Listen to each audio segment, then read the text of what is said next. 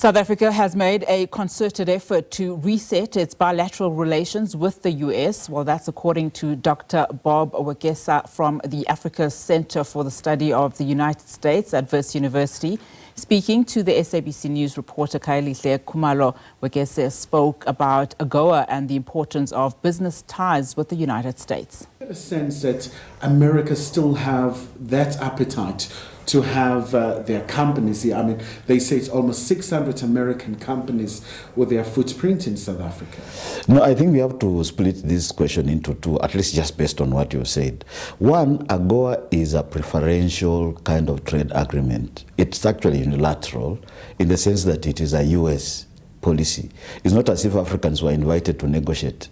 The Americans under the Bush administration, yes, the Bush administration came up and said, no, look, we're going to have AGOA, African Growth Opportunity Act, where you can bring in your products at preferential rates without taxation and so forth.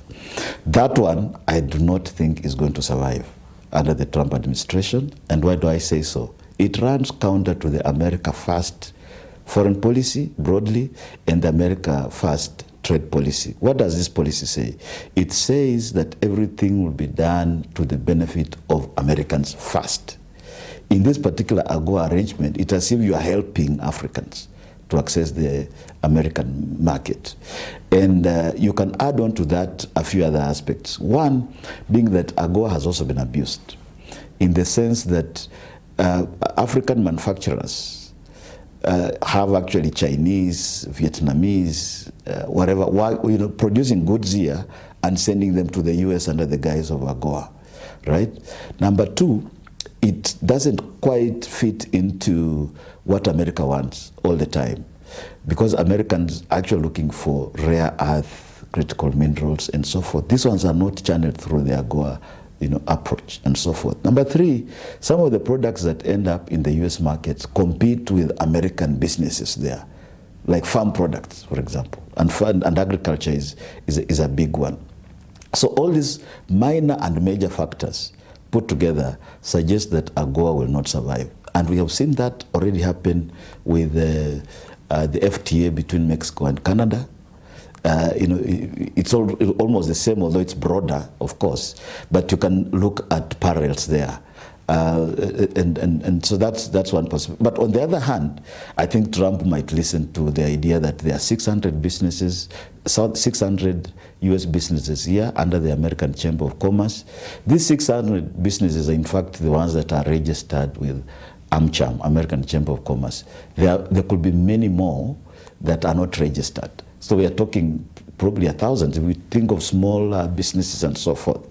I think there's room for negotiation, because Trump will also not want to hurt American businesses here under the pretext of we want to sanctions because of white genocide or farm murders or land expropriation. He'll look at companies such as, the tech companies, Google, Microsoft, name them. Yeah, if you hammer them, you're actually running counter to U.S. interests, although the argument might be that these companies ought to have their bases in the U.S.